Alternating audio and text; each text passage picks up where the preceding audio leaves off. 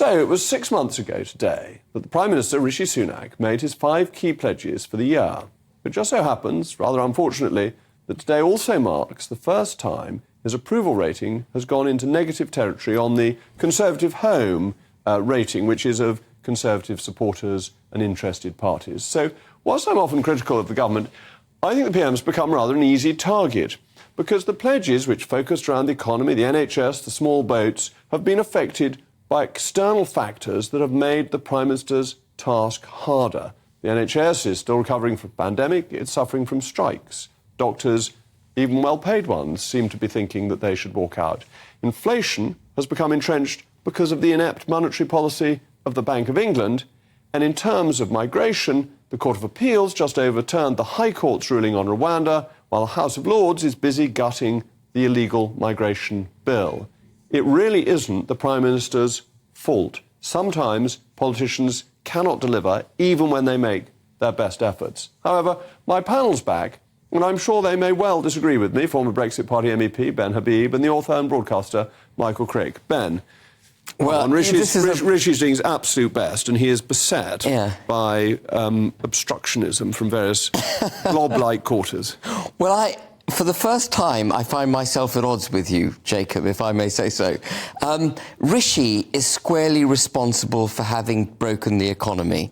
I found it quite amusing that during the leadership campaign, he kept saying, you know, I'm the responsible one, I understand numbers, I'm going to fix everything. Actually, he was the one who was Chancellor of the Exchequer at a time when the UK borrowed more money than it had in all of history until 2005. He did that in a year. He was the one who took taxes up to the highest level since World War II. He was the one who wanted to punish us with a national insurance increase, contrary to the Conservative Party manifesto, as we emerged from lockdowns, blinking as we were, rubbing our eyes, trying to make sense of the new world order into which we emerged.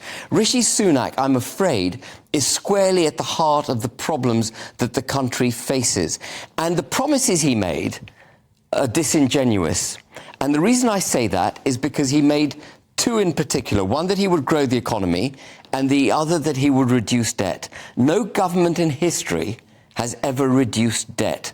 You can reduce debt as a proportion of GDP, but they are one and the same promise. And it was hoodwinking the public, Jacob, when he made that promise. Pitt the Younger had the sinking fund and Nigel Lawson had the public sector in credit. But never mind. Very few, then. At the time he made these promises, I thought, this man's bonkers. These are not... I thought, I'm not sure he can keep any of those promises. I mean, maybe the NHS waiting times... He could, and it doesn't look like he's going to keep those now, or at least the turnaround is now predicted, sort of spring of next year. I mean, all of the other ones, it seemed to me, 6 months ago, were far too ambitious. I mean, stop the boats. I mean, a more sensible, a more experienced. I think one of the problems Sunak has, he's not actually been a politician for very long. He's only been a politician, well, an MP since, 2015, that's 8 years, and he wasn't in politics, you know, he was doing think tank stuff for about a year before that. He's a very inexperienced politician. No politician, and it's his advisor's fault. And he was quite junior in banking when he left banking. You know, people keep talking about his Goldman Sachs history. There was no way he was going to stop the boats in 18 months. He might have been able to reduce the number of boats, in which case you come up with a promise like that. Inflation, it seemed to me, was likely to go on for a lot longer than we thought 6 months ago. Because lots of people didn't. Lots of economists thought that was quite an easy promise because they thought I know we were following other countries down.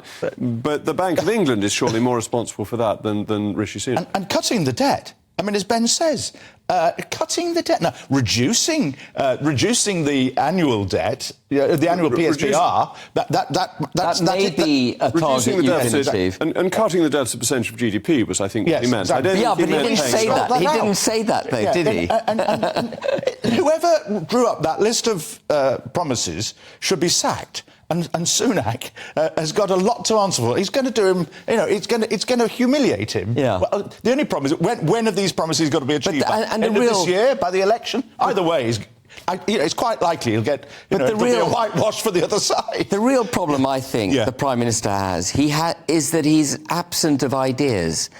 You know, he's he had 5 promises. These were great ideas. But they weren't. They were great mission statements. Yeah. But he's got no mechanism. He's articulated no mechanism by which to deliver them. What he's doing is more of the same of what got us into this problem in the first place. If we get on the small boats, where he really has done things, he's been thwarted by the appeal court, which was surprising because Jacob, the High again, Court I'm going to have to disagree with you. And the House of Lords. Come on, you're not going to defend the House of Lords. No, I'm going to say the illegal migration bill, as drafted, simply doesn't work. There is no one in the country, I think, who would want more to stop the boats than I would.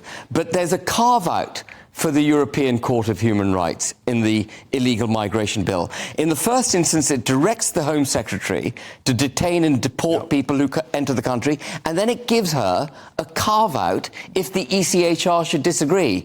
And that undermines the whole bill. Even if the House of Lords we're in perhaps the surprising position that I am Mr. Sunak's greatest defender on TV News this evening. But thanks to my panel.